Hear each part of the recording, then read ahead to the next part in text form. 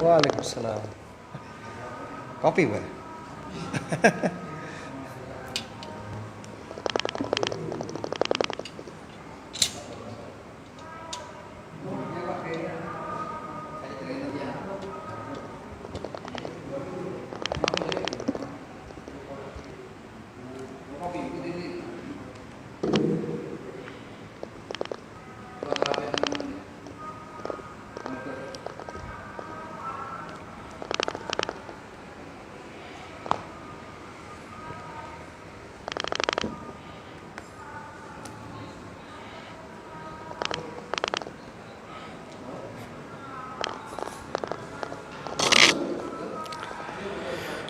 Bismillahirrahmanirrahim.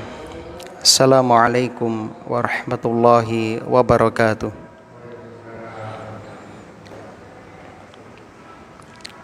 Innal hamdalillah nahmaduhu wa nasta'inuhu wa nastaghfiruh wa na'udzu billahi min syururi anfusina wa sayyiati a'malina may yahdihillahu fala mudhillalah wa may yudlil fala hadiyalah. Asyhadu an la ilaha illallah wahdahu la syarikalah wa asyhadu anna Muhammadan abduhu wa rasuluh. Qala Allahu ta'ala fil Qur'an, a'udzu billahi minasyaitonir rajim.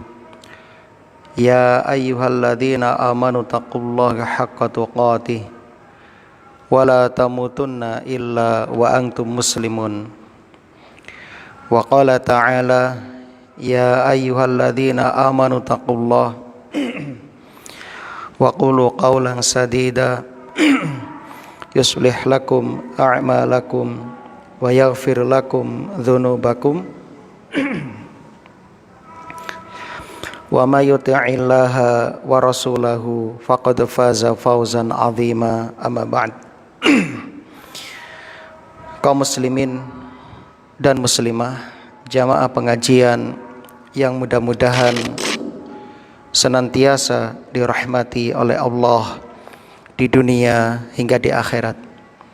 Alhamdulillah alladzi bi ni'matihi tatimmus sholihat.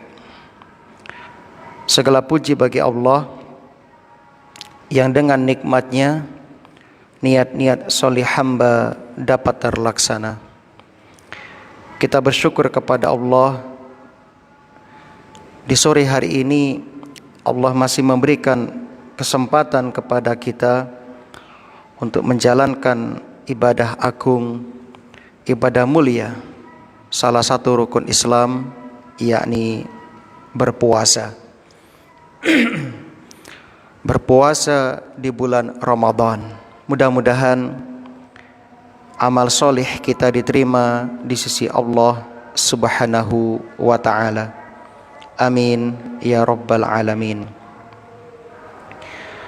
Dan tak lupa salawat serta salam mudah-mudahan senantiasa tercurah limpahkan kepada Nabi kita Muhammad sallallahu alaihi wasallam, kepada keluarga dan juga para sahabatnya radhiyallahu anhum ajma'in.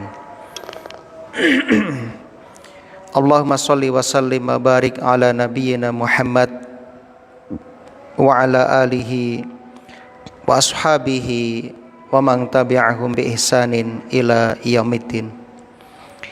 Alhamdulillah, sebelum kita melanjutkan membacakan tafsir surah At-Taubah, melanjutkan kajian kita yang kemarin sambil menunggu jamaah yang lain hadir, kita akan sampaikan tips atau kiat menghidupkan 24 jam di bulan Ramadan. Jamaah yang berbahagia, kita tentunya tidak ingin terlewatkan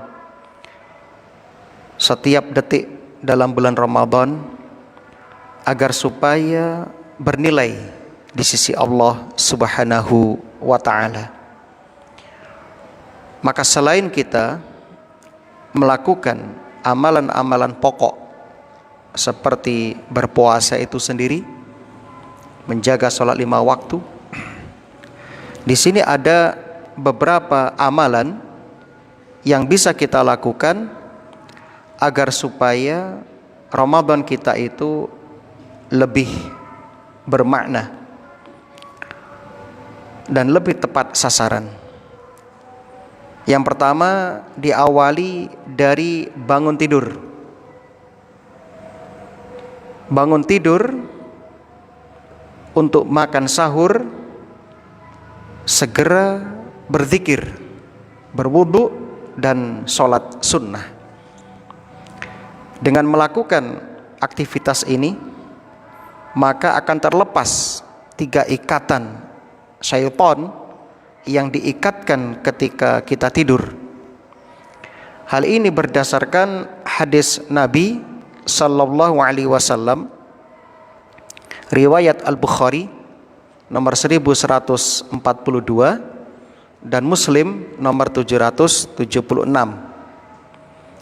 An Abi Hurairah radhiyallahu anhu qala Nabi sallallahu alaihi wasallam aqidas syaitanu ala qafiyati ra'si ahadikum idza huwa nama salasa uqad.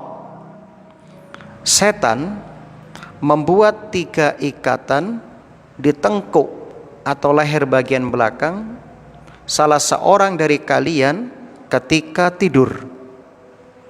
Yadribu kulla uqdatin alaika lailun tawilun farqud. Di setiap ikatan setan akan mengatakan tidurlah, malam masih panjang. Jadi setiap mengikat satu ikatan, setan mengatakan urkut, tidurlah. Lailun tawil, isih wengi, sik bengi gitu romeneh. Fa inistaiqadha, maka ketika dia bangun, fa dzakarallaha, lantas berzikir kepada Allah, in halat uqdatun, lepaslah satu ikatan. Lepas satu ikatan. Fa in tawaddoa in halat uqdatun, ketika dia berwudu, lepas ikatan kedua. Fa in shalla in halat uqdatun, ketika dia sholat sunnah, lepas satu ikatan. Akhirnya fa asbaha nasyiton thayyiban nafsi, di pagi hari dia akan bersemangat dan riang, gembira. Jiwanya terasa senang, terasa damai.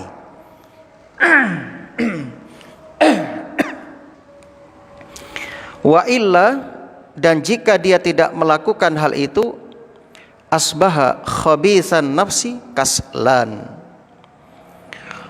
dia tidak akan ceria dan harinya terasa malas. Apalagi ini Ramadan, kita butuh semangat, kita butuh energi. Maka ketika nanti jenengan bangun tidur hendak makan sahur, pertama usap wajah jenengan dengan kedua tangan, kemudian lihat ke langit-langit, ya ke atas, jangan langsung bangun. Nabi biasanya kata istrinya, ketika bangun tidur mengusap wajahnya, lihat ke langit-langit rumah. Lantas Nabi membaca 10 ayat terakhir surah Ali Imran. 10 ayat terakhir surah Ali Imran. Dari sisi kesehatan ini luar biasa, bisa mencegah seseorang terhindar dari stroke, kata para dokter. Jadi ketika bangun jangan langsung ya berdiri bangun, tapi bangun tenang dulu, ya kira-kira membaca 10 ayat, ya 10 ayat. Kemudian baca doa bangun tidur tentunya.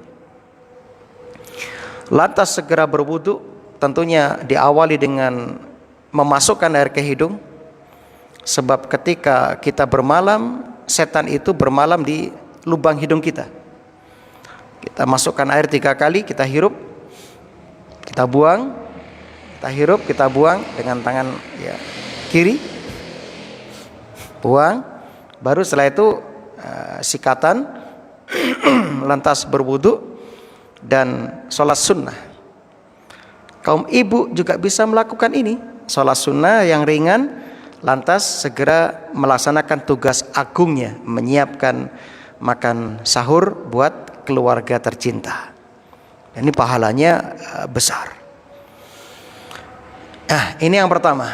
Maka keesokan harinya jenengan akan semangat dalam menjalankan aktivitas hari itu.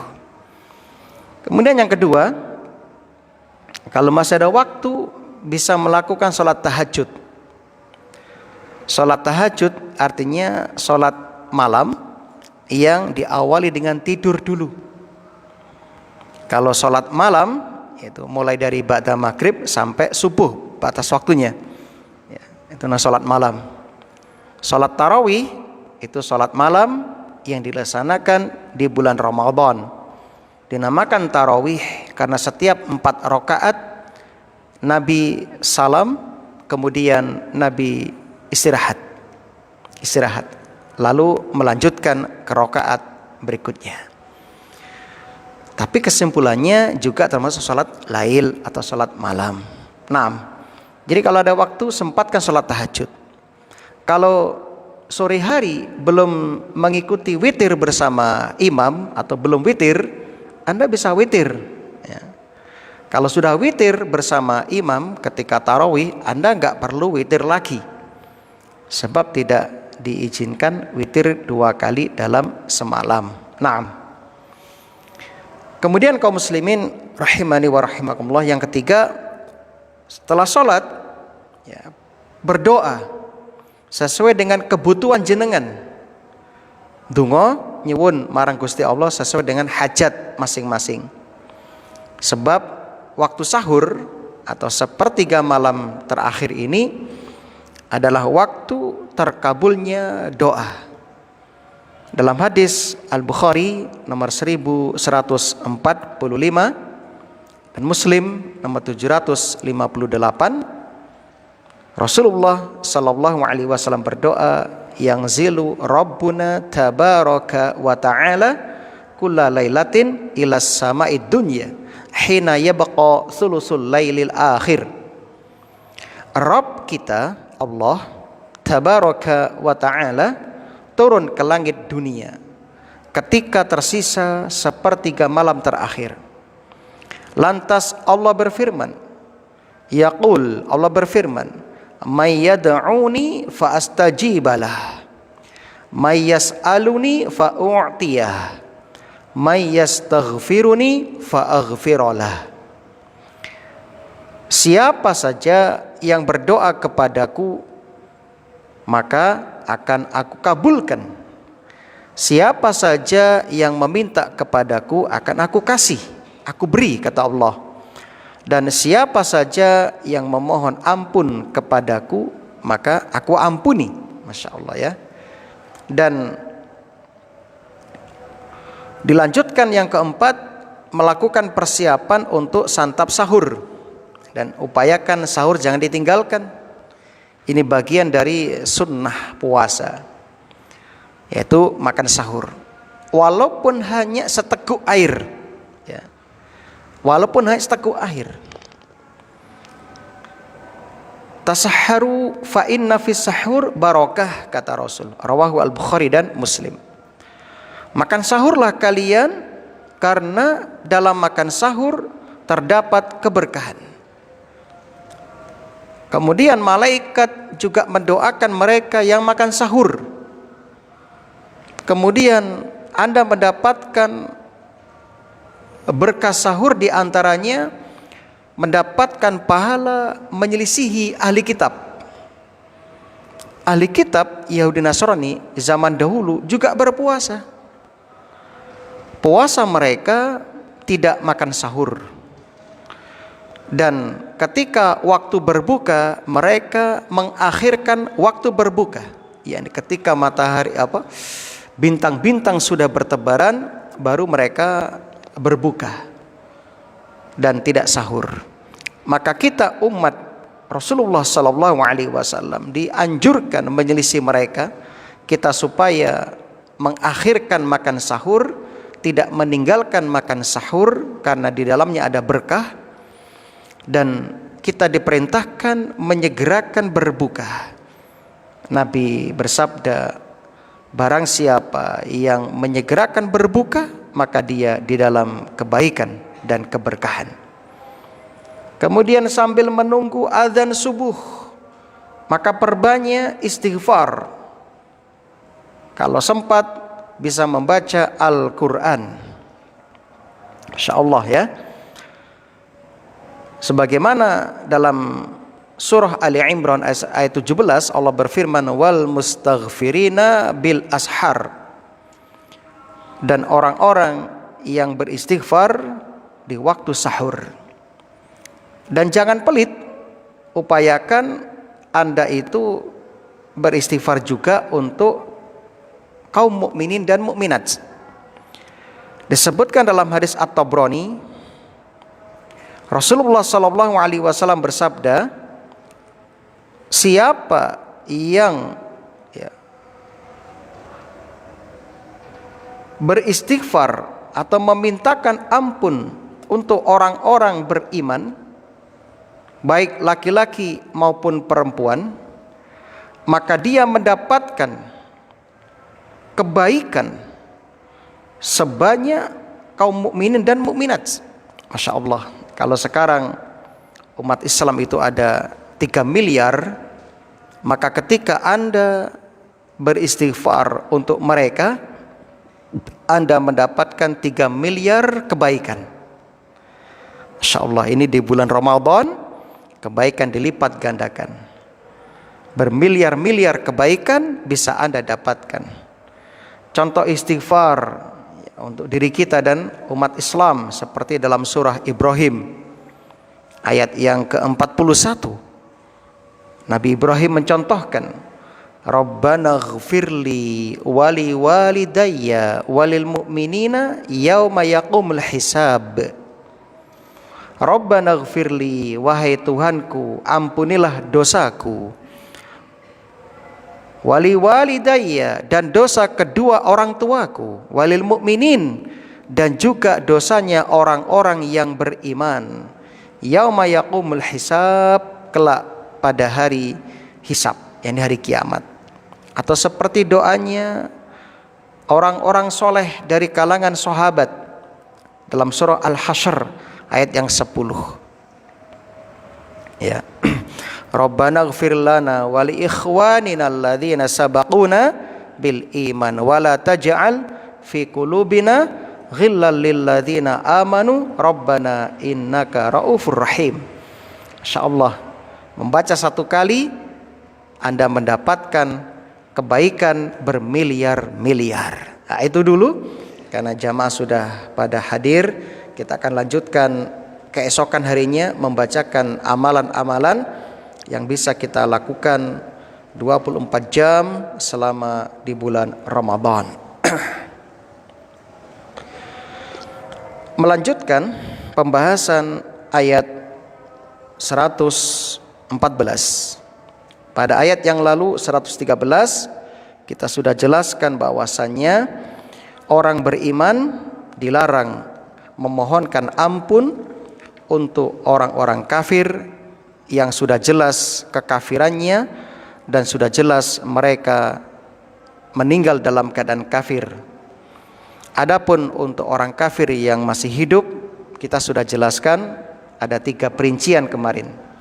Untuk orang kafir yang telah wafat, sepakat jumhur ulama berdasarkan ayat 113 surah At-Taubah ini haram hukumnya memohonkan ampun untuk orang kafir, orang musyrik yang telah meninggal dunia.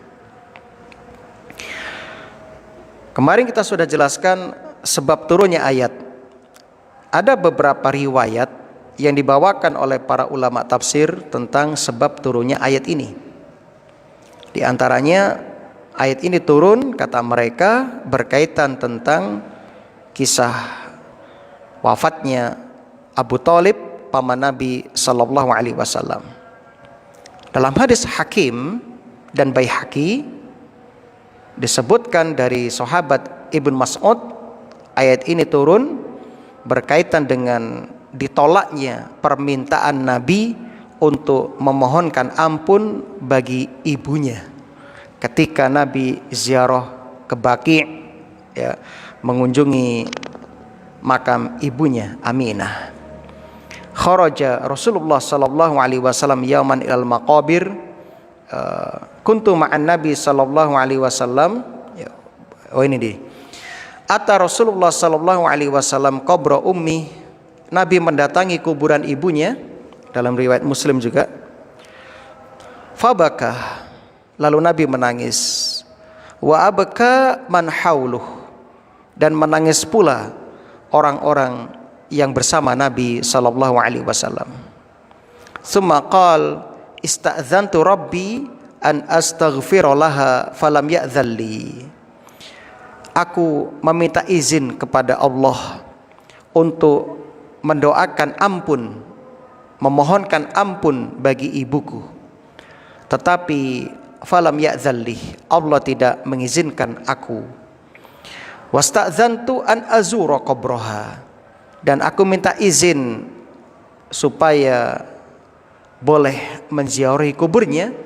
Fa'adzina li, lalu Allah mengizinkan aku menziarahi kuburan ibu. Fazurul qubura, maka ziarah kuburlah kalian. Fa innaha tudzakiru, ya, fa innaha tudzakirukumul maut, karena sesungguhnya dengan ziarah kubur itu akan dapat mengingatkan kalian akan kematian. Hadis riwayat Ahmad, Muslim dan Abu Dawud. Jadi kaum muslimin, ini sebagai riwayat pendukung, tetapi yang lebih mendekati kebenaran adalah riwayat pertama. Riwayat pertama. Naam. Wassalam. Kita lanjutkan ayat berikutnya. A'udzubillahi minasyaitonirrajim. Allah Subhanahu wa taala berfirman, "Wa ma kana istighfaru Ibrahim li abihi illa amma wa'idati wa'adaha iyyahu. Falamma tabayyana lahu annahu aduwwul lillahi tabarra'a min. Inna Ibrahim la'awwahun halim." Kita artikan dulu, yang artinya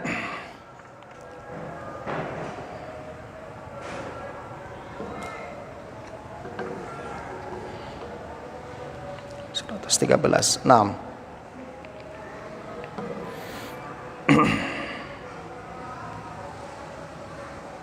Surat 14. Ya. Wa maka nastighfaru Ibrahim li abihi.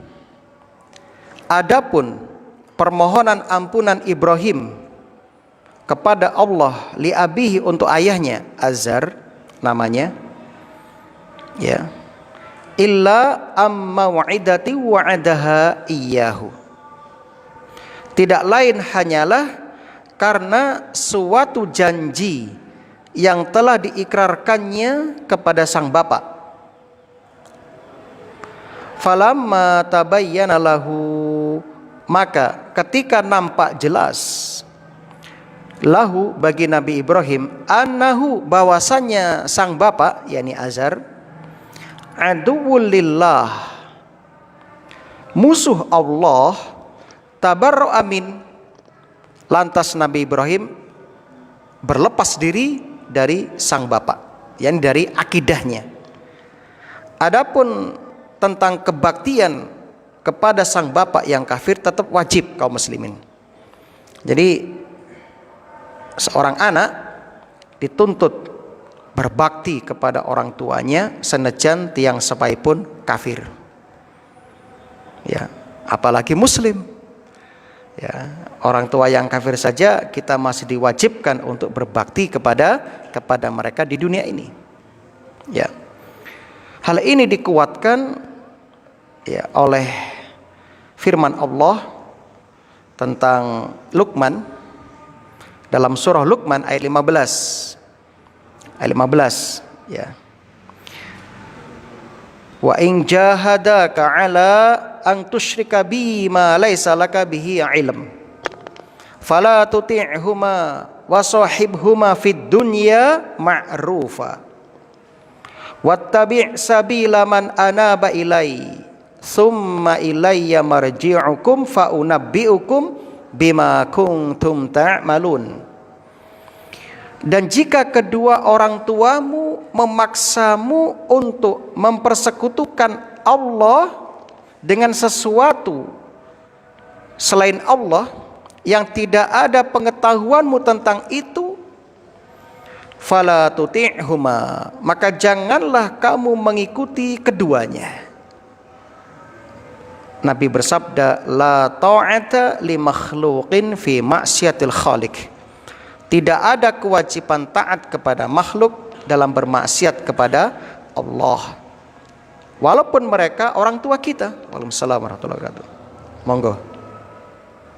Wattabi' sabila man anaba ilayya, dan pergaulilah keduanya dan ya, jangan kamu mengikuti keduanya. Jangan kamu mengikuti keduanya, tetapi wasahibhuma fid dunya ma'rufa, pergaulilah keduanya di dunia dengan cara yang baik. Wattabi' sabila man anaba ilayya, dan ikutilah jalan orang yang kembali kepadaku. Summa ilayya marji'ukum, kemudian hanya kepadakulah kembalimu. Fa unabbi'ukum, maka akan aku kabarkan kepada kalian bima kuntum ta'malun, terhadap apa yang dulu kalian perbuat sewaktu di dunia. Maka barok di sini adalah dalam masalah akidah. Dalam masalah akidah. Tapi untuk muamalah, interaksi dengan mereka, wajib Anda tetap memuliakan mereka sebagai orang tua Anda, menyayangi mereka, mengulurkan hadiah kepada mereka, mengunjungi mereka, membuat mereka tersenyum, bahagia, memijit kaki mereka misalnya, ya. Menjaga tatkala mereka sakit, tidak menyakiti mereka, tidak sombong kepada mereka. Tentunya kita berharap terus dengan mendoakan mereka supaya mendapat hidayah, dan mudah-mudahan dengan bakti kita sebagai anak kepada mereka yang kafir tersebut, orang tua kita yang kafir itu, akan tersentuh lubuk hatinya sehingga pintu hidayah akan terbuka. Kemudian dikuatkan pula dengan hadis Nabi tentang kisah Asma bintu Abi Bakrin, Asma putri Abu Bakar. Waktu itu ibunya masih kafir. Lantas Asma mendatangi Nabi sallallahu alaihi wasallam, berkata, ya, qadimat alayya ummi wa hiya musyrikah fi ahdi Rasulillah sallallahu alaihi wasallam. Ibuku yang kafir, yang musyrik, datang menjengukku di masa Rasulullah sallallahu alaihi wasallam. Fastaftaitu Rasulullah sallallahu alaihi wasallam. Lantas aku minta fatwa kepada Nabi sallallahu alaihi wasallam. Faqultu inna ummi qadimat wa hiya raghiba, ya, afa asliha. Ya Rasulullah, ibuku yang musyrik, ya, datang, dia rindu kepadaku. Apakah boleh aku menyambung silaturahmi dengannya? Afa asiluha? Qala na'am, sili, ya, ummak, sambunglah silaturahmi dengan ibumu yang musyrik. Masya Allah. Hadis riwayat Al-Bukhari nomor 2477 dan Muslim 1003. Waalaikumsalam. Maka kaum muslimin, sekali lagi supaya tidak salah paham, istibra atau barok di sini adalah dalam masalah akidah. Nah, falamma tabayyana lahu, maka ketika nampak jelas bagi Ibrahim annahu aduwwulillah, bahwasanya sang ayah adalah musuhnya Allah, yakni kafir kepada Allah, menyekutukan Allah. Inna Ibrahim la awwahun halim, sesungguhnya Ibrahim itu awwah.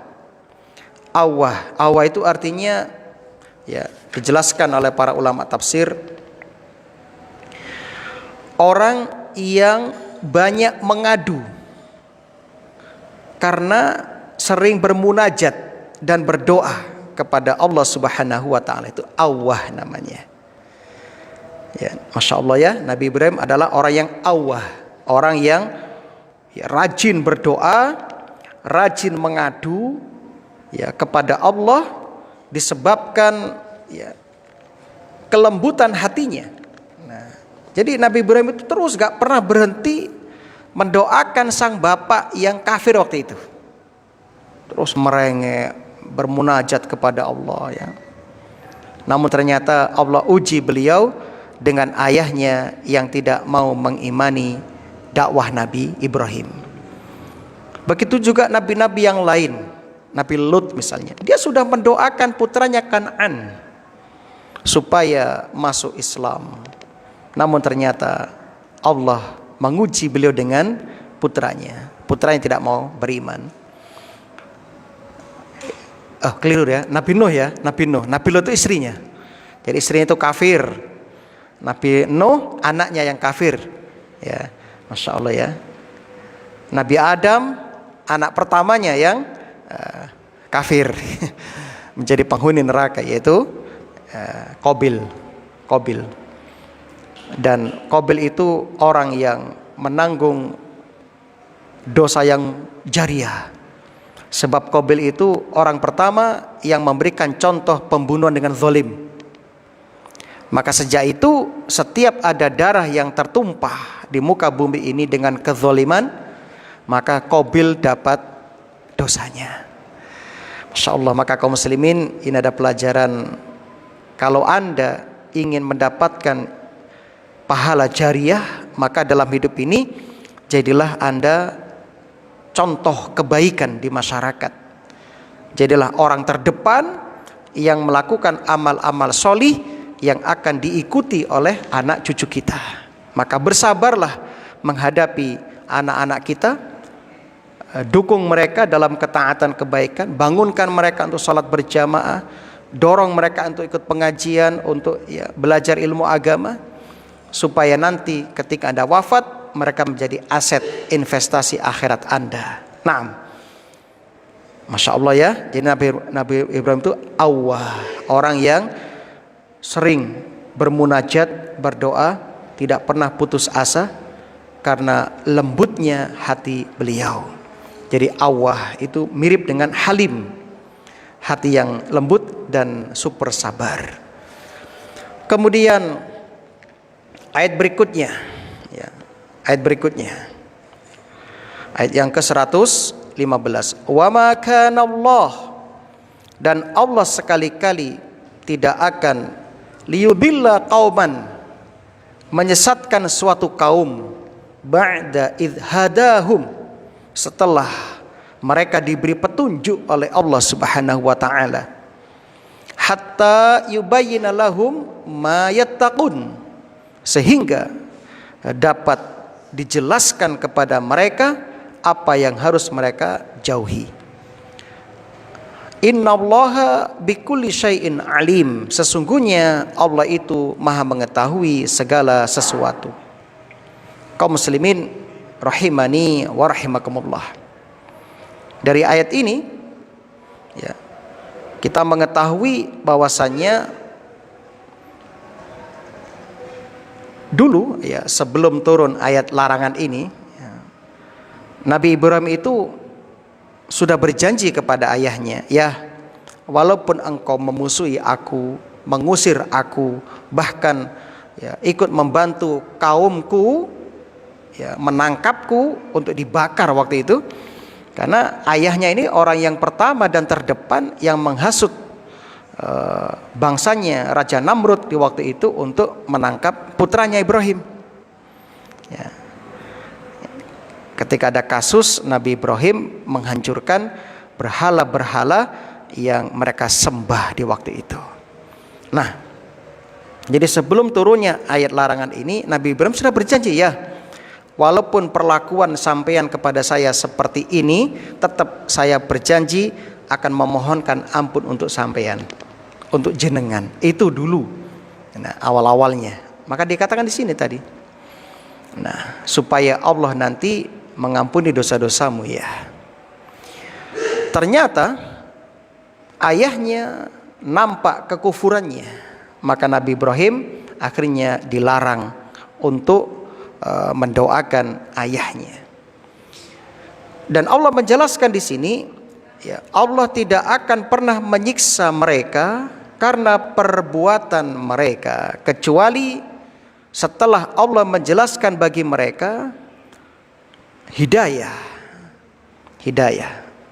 Artinya ketika ada orang yang melakukan kesalahan ini, mendoakan orang tuanya yang kafir, sebelum datang ilmu kepada mereka, maka Allah nggak akan menyiksa mereka. Begitu juga ketika seseorang melakukan kejahilan karena awam, karena tidak tahu, Allah memaafkan.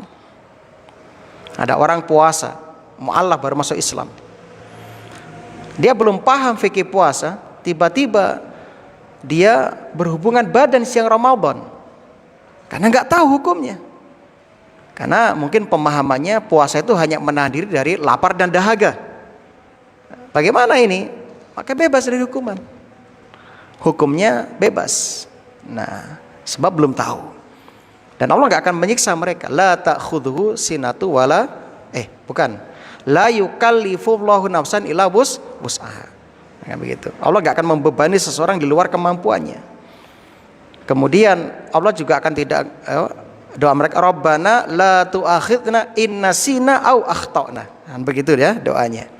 Maka dari sini siapapun yang melakukan kemaksiatan karena kejahilan, betul-betul tidak tahu, maka Allah tidak akan menyiksa mereka.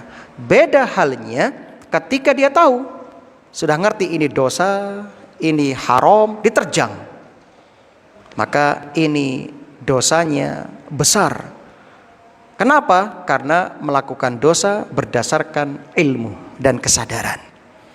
Makanya para ulama itu orang yang paling mengkhawatirkan akhiratnya. Kenapa? Mereka banyak tahu, mereka banyak ilmu. Maka semakin mereka berilmu dan mereka bermaksiat, maka semakin berat hukumannya dibandingkan orang awam. Maka wajar ketika sahabat Abu Hurairah ketika meriwayatkan hadis tentang 3 orang yang pertama kali menyebabkan neraka dihidupkan untuknya, atau orang yang pertama kali dimasukkan ke dalam neraka, Abu Hurairah pingsan 3 kali. Semaput, Pak. Bagaimana tidak? 3 orang ini ternyata Masya Allah.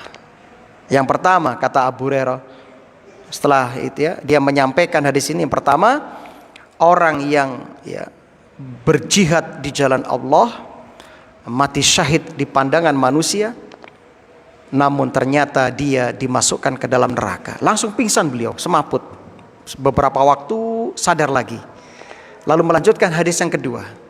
Yang kedua yang akan dimasukkan ke dalam neraka adalah orang yang berilmu, hafal Quran, ahli Quran. Ya, langsung pingsan beliau. Sadar, sahabat bertanya lagi. Yang ketiga orang yang ahli sedekah. Setiap ada pintu-pintu kebaikan dia bersedekah. Pingsan lagi beliau.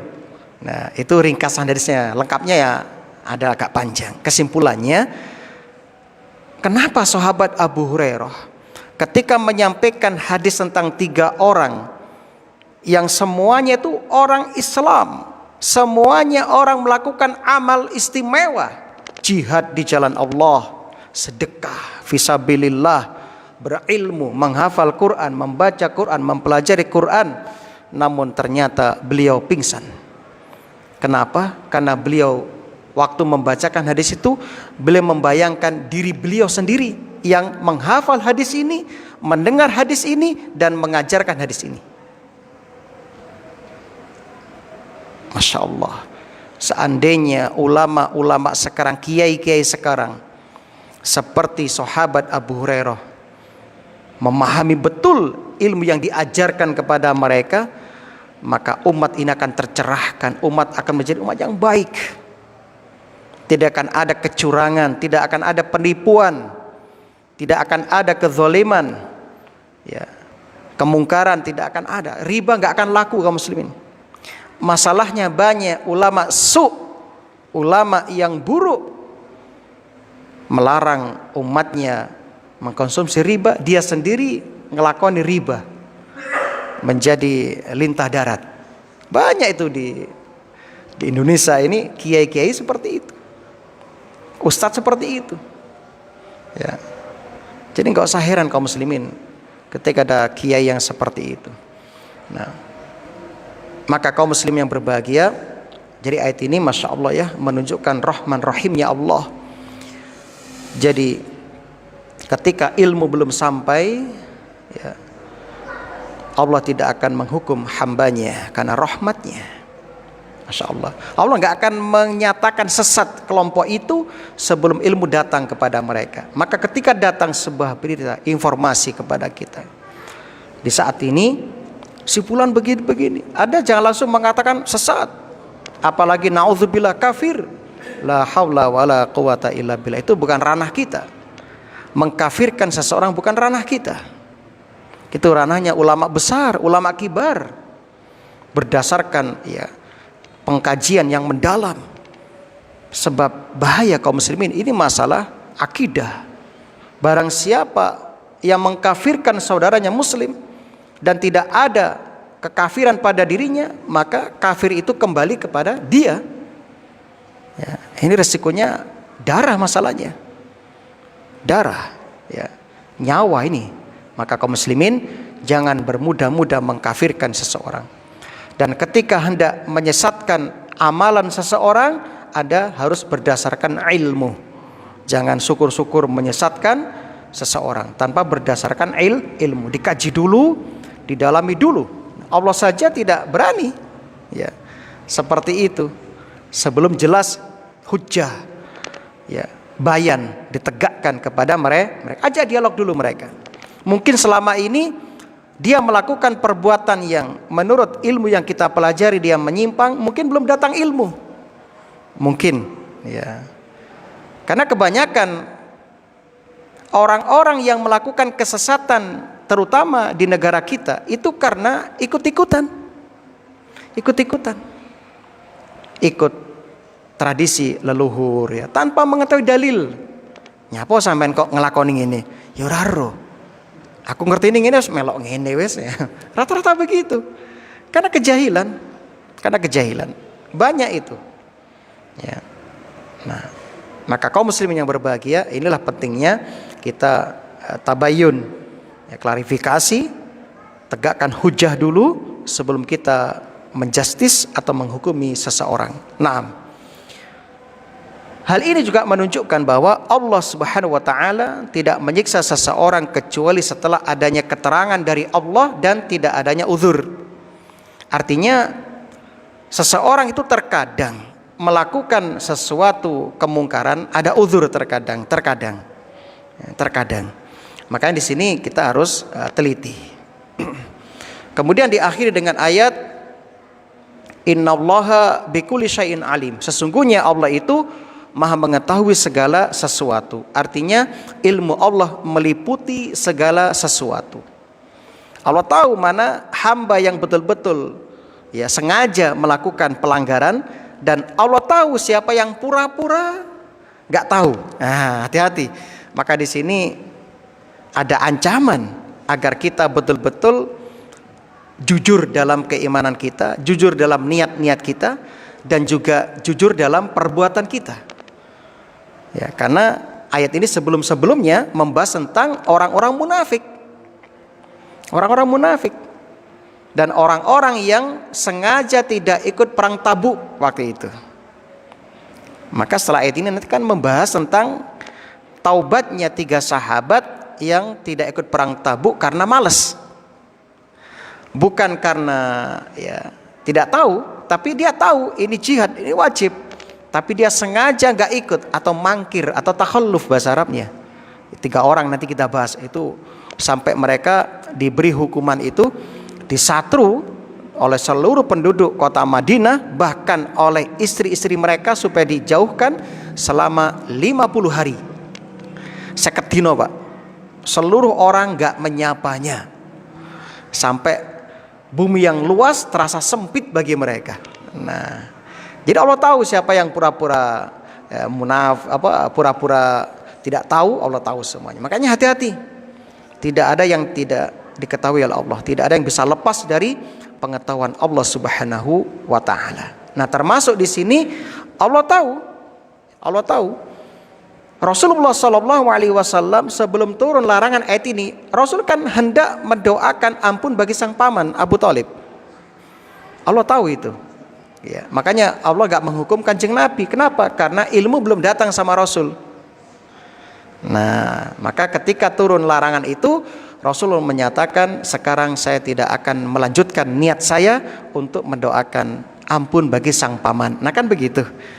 Nah, kemudian kaum muslimin rahimani wa rahimakumullah, termasuk juga Allah tahu tentang apa yang akan Nabi lakukan ketika di kuburan ibundanya. Ya. Nah, seperti itu. Jadi kaitannya ke sana. Berikutnya di akhir ayat, innallaha lahu mulkus samawati wal ardi yuhyi wa yumit wa ma lakum min dunillahi mi wali wala nasir. Innallaha, sesungguhnya Allah Subhanahu wa taala, ya, lahu, miliknya, mulkus samawati wal ardi, kerajaan, kekuasaan langit dan bumi. Yuhyi wa yumit, Allah menghidupkan dan mematikan.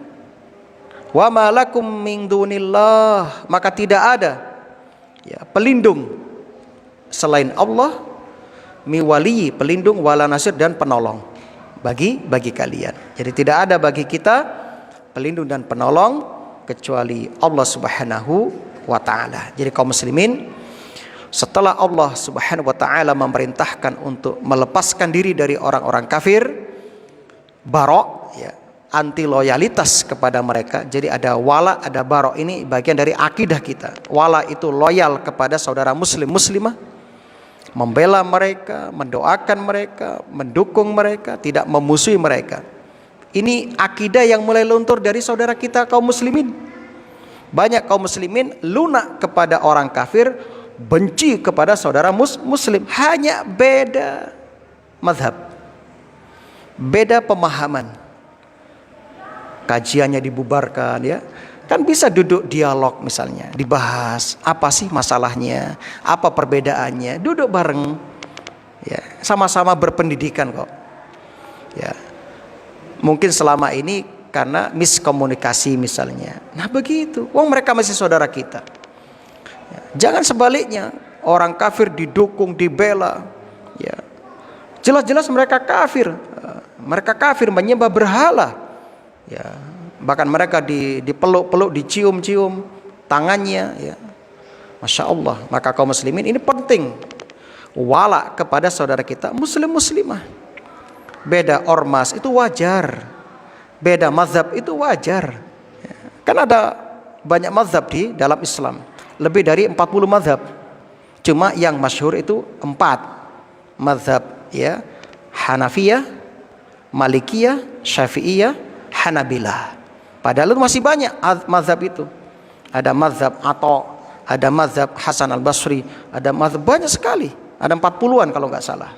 Cuma karena murid-murid mereka tidak melanjutkan pemikiran guru mereka. Mazhab kan pemikiran, pendapat-pendapat. Karena murid mereka tidak melanjutkan dan tidak membukukan dalam kitab, maka nggak terkenal. Tapi kalau ada baca kitab fikih, ada itu, ada, masih disebutkan. Misalnya ada baca kitab fikih tentang hukum sholat ini, menurut mazhab Atha begini, menurut azab apa itu Imam Hasan Al-Basri begini, menurut ya Rabi'ah itu begini, banyak disebutkan. Menurut yang terakhir Hanafiyah, Malikiyah begini. Nah begitu, maka orang berilmu akan luas wawasannya. Jadi beda mazhab itu wajar ya. Nah yang penting jangan beda akidah kan begitu. Nah selama dia muslim ya, Ahlus Sunnah wal Jamaah itu saudara kita, saudara kita. Nah jadi kaum muslimin ya, Allah Subhanahu wa taala memerintahkan kita supaya berwala kepada orang Islam, loyal kepada sesama muslim ya, apapun ya, suku mereka, apapun ras mereka, apapun ya ormas mereka, selama itu muslim muslimah ya, maka itu adalah saudara kita. Kemudian Allah memerintahkan kita tegas barok, berlepas diri dari orang kafir walaupun dia ayah kita, walaupun dia bapak kita, ibu kita. Maka berikutnya Allah menjelaskan kekuasaannya, keagungannya. Allah menjelaskan bahwasanya seluruh langit beserta isinya, bumi beserta isinya, semuanya milik Allah Subhanahu wa taala. Kalau Allah sudah mentakdirkan celaka seorang hamba, walaupun seluruh makhluk jin dan manusia bersatu padu untuk menyelamatkan orang itu, gak akan berhasil. Walaupun ya, dikepung dari berbagai sisi, dihujat, dihantam dari berbagai sisi, jika Allah menghendaki kemuliaan bagi orang itu, dia akan mulia. Nah sebaliknya ketika Allah menghendaki mendapatkan kebaikan seorang hamba, walaupun seluruh makhluk menghalang-halanginya, tetap dia akan dapat kebaikan.